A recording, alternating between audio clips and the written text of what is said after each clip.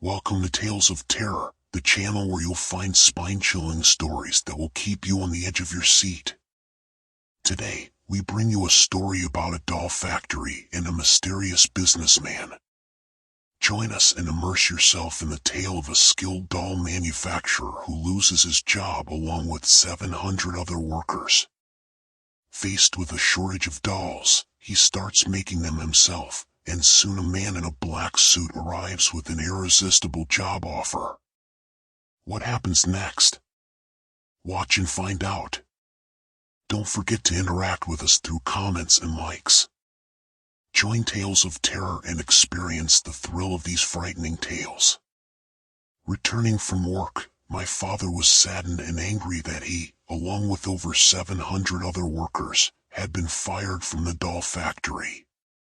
Despite being one of the factory's most skilled doll manufacturers, a mysterious businessman bought out all the doll factories that mass-produced dolls for an inexplicable amount of money. The expectation was that the entrepreneur would revolutionize the doll industry, but instead, the factories remained closed. With a shortage of dolls in the market, my dad decided to make his own using basic tools. Over time, the workshop grew, and one day a man in a black suit with pale skin and smooth black hair visited my father. Although the man was seldom verbal, he insinuated that he was a representative of a large company planning to reopen the doll factories on a larger scale, and offered me a salary I could only dream of. As my father got older and his workload increased, I accepted the job offer at the new company. At the beginning, there was a large workforce, and in the first month, the situation in the factory seemed stable. However, I was startled when they started firing a large number of workers, citing downsizing as the reason. One evening, the head of the department asked me to step back and finish the work. While I was at work, I noticed that the factory was empty except for me. Suddenly, a car stopped and several people in military uniform got out. They did not speak to each other and seemed unfamiliar to each other. Within minutes, more luxury cars arrived, an unusual sight in the city. The head of the department, John, told me to follow him and led me to a door in the warehouse that opened to a large room filled with sophisticated and bulky equipment. I was surprised by the amazing machinery and design of the place. When I asked John where we were, he didn't answer me and instead told me to start working.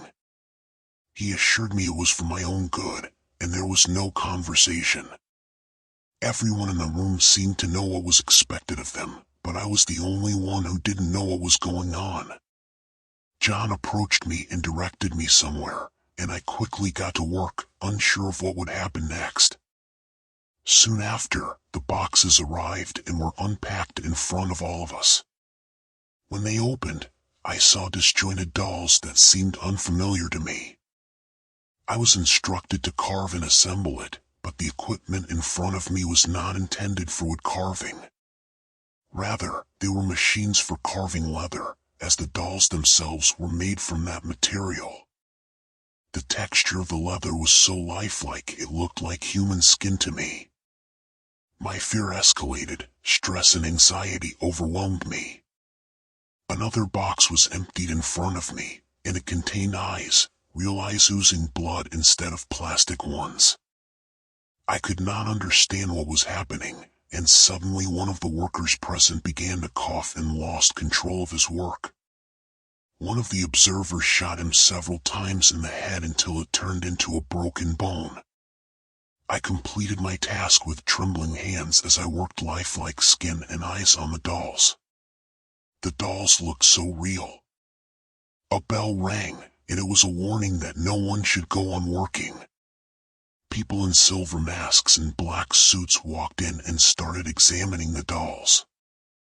The sound of gunshots filled the room, and I saw a large number of dead workers.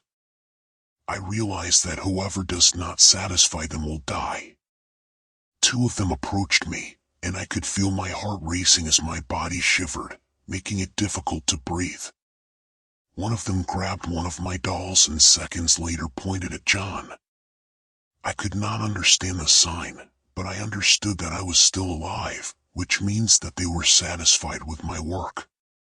There were only 5 people left, including me, and we were taken to a large box full of human intestines that we had to stuff the dolls into. I had no choice but to continue. After the work was done, John approached me and whispered that I must not reveal what had happened, or my whole family would perish. Upon arriving home, I felt goosebumps and couldn't think or stand up. The past few hours have felt like a nightmare.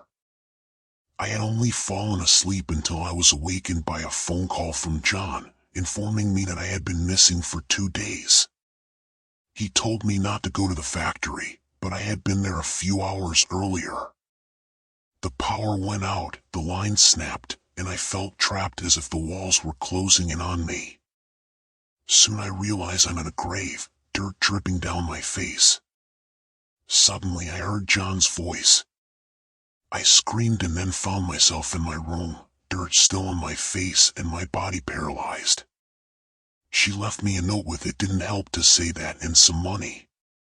Days later, she learns that a fire broke out in the factory and many workers died. I still don't quite understand what happened, but I'm still afraid of dolls, which were once my greatest passion.